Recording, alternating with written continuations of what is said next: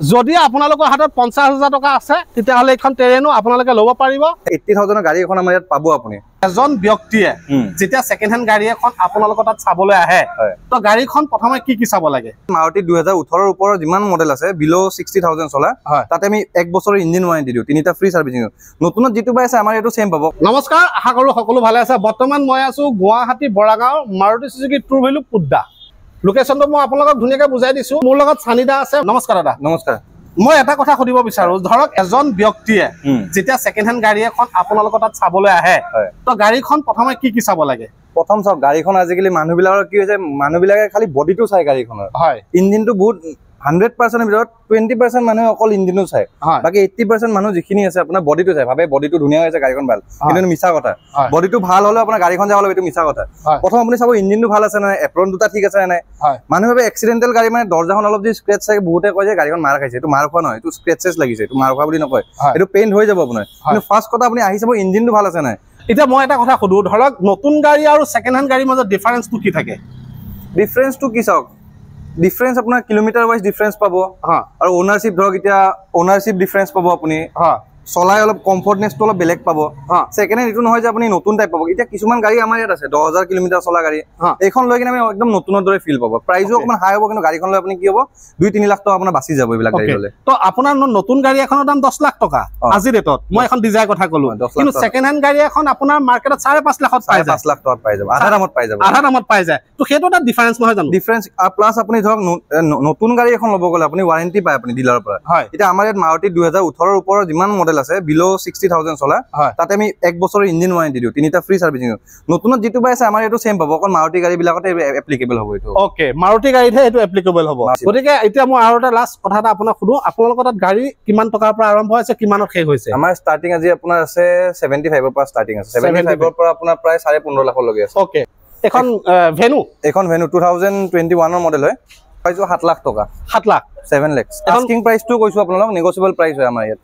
okay তো next এখন আছে সুইফট VX না ZX না কি VX 2018 ৰ কিলোমিটাৰ চলিছে 85000 এখনৰ প্ৰাইস আছে 480 এখন ইগনিস এখন কালি উমাইছে ইয়াৰটো মই ঠিক ভাবে ক'ব নোৱাৰিম গাড়ীখন ধুনিয়া হৈছে 45000 চলিছে ইগনিস সিগমা এখন প্ৰাইস আছে 4.5 লাখ টকা 4.5 লাখ টকা তো নেক্সট এখন আছে ডিজায়াৰ নেক্সট ডিজায়াৰ এখন অটোমেটিক 2017 ৰ হয় এখন আমি প্ৰাইস ৰাখিছো 4,70,000 470 ওকে এ 7 সিটাৰ আৰ্টিকা এখন আৰ্টিকা 2012 ৰ ম্যানুফ্যাকচাৰ 13 ৰেজিস্ট্ৰেচন হয় এখন আমি প্ৰাইস লগাইছো আপোনাৰ 250 নেক্সট এখন আছে আৰ্টিকা VXI এখন 2014 ৰ হয় এখন প্ৰাইস ৰাখিছো আমি 5 লাখ টকা 5 লাখ টকা তো নেক্সট এখন আছে আপোনাৰ জিপ কম্পাস 2017 ৰ মডেল হয় লিমিটেড এডিশন হয় এখন আমি একদম কম প্ৰাইসত দিছো আস্কিং অনলি 7 লাখ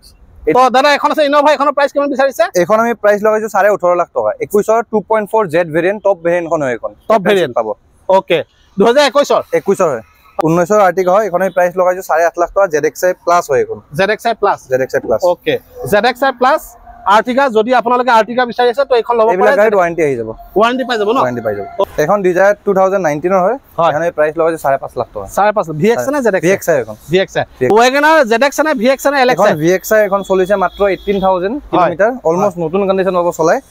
এখন আমি প্ৰাইস লগাইছো 580 15 ৰ ওয়াগনাৰ হয় এখন আমি প্ৰাইস লগাইছো 3,20,000 তো নেক্সট এখন আছে ইগনিস বহুত ইগনিস বিচাৰে কিন্তু একদম টপ ভেৰিয়েন্ট হয়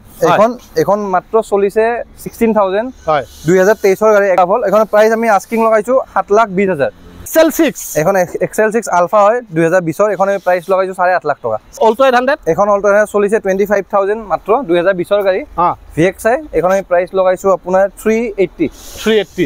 নেক্সট আৰু এখন আছে অল্টো 800 এখন ষ্টেণ্ডাৰ্ড এখন 2,20,000 মান আমি দি দিম ষ্টেণ্ডাৰ্ড হয় এখন AC পাৱাৰ ষ্টিং একো নাই এখন ওকে কেটেন এখন কেটেন আমি দি দিম 2011 ৰ VXI হয় সৰি LXI এখন হয় একদম ধুনিয়া হৈ আছে গাড়ী এখনে প্ৰাইস হৈছে 2 লাখ টকা 2 লাখ টকা ইকো স্পৰ্ট এখন ইকো ভেন 2023 ৰ হয়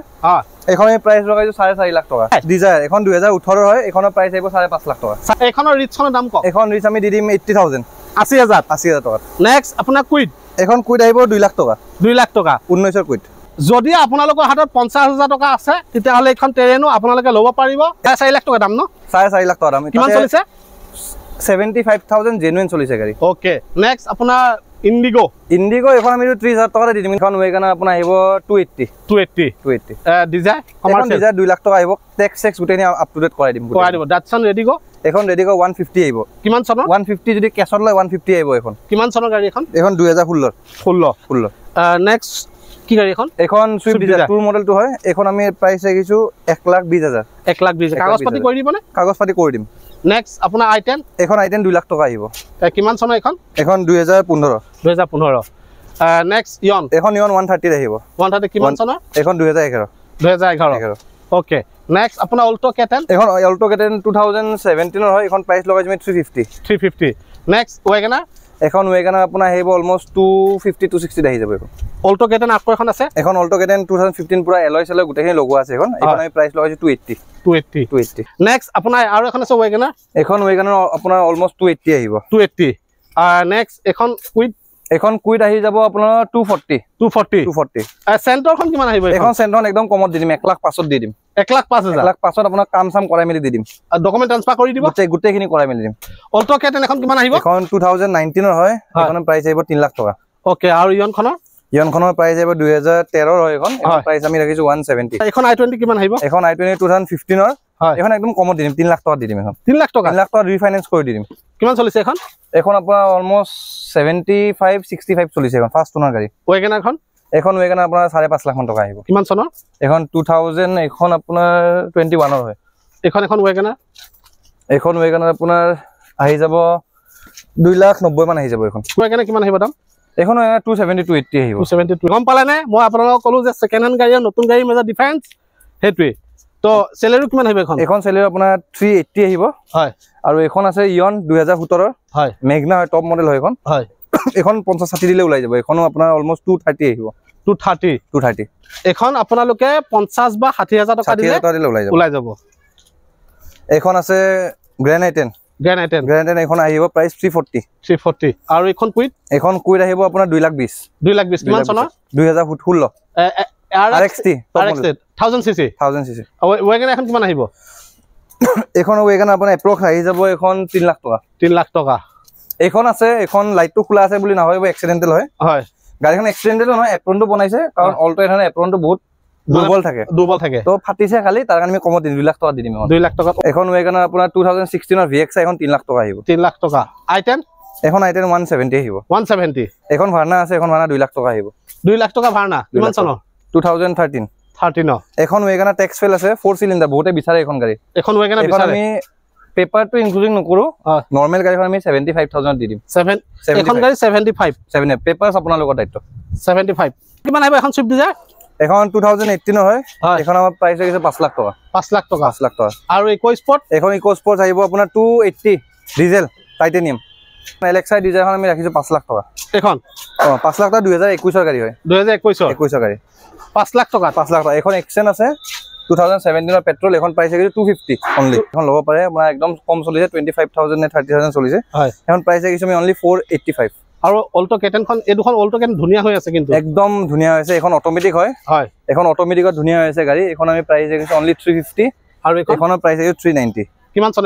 এখন 2020 আৰু এখন 2019 এটা কথা হল মই আপোনালোকক গুটেখিনি কথা আপোনালোকক বুজাই দিছো আৰু গাড়ীখিনি দেখুৱাই দিছো গতিকে আপোনালোকে এটা ডিসাইড কৰিব যে আপোনালোকে ডিজায়াৰ লব না এক্সেল 6 লব না আৰ্টিগা লব না ইনোভা লব না ইগনিছ লব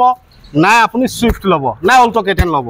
গতিকে মাৰুতি ডিলাৰ পৰা গাড়ী ললে এটা কথাই ভাল আপুনি মাৰুতি সেগমেন্টৰ যিখিনি আপ লেভেলৰ গাড়ী সেইখিনি আপোনালোকে ওয়াৰেন্টি আৰু গ্যাৰান্টি পাই যাব গতিকে আপোনালোকে এই ডিলাৰত আহিব ডিলাৰত আহি আপোনালোকে গাড়ী ভালকে টেষ্ট ড্ৰাইভ কৰিব ভেৰিফাই কৰিব তাৰ পিছত আপোনালোকে গাড়ীখন পাৰচেজ কৰিব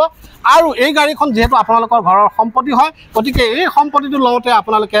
ভালকে চাই চিতি ল'ব ধন্যবাদ আৰু ভিডিওটো ক'ৰ পৰা চাই আছে তো আপোনালোকে কমেন্ট কৰিবলৈ নাপাহৰিব কোনখন ডিস্ট্ৰিক্টৰ পৰা আপোনালোকে ভিডিওটো চাই আছে আপোনালোকে কমেন্ট কৰিবলৈ নাপাহৰিব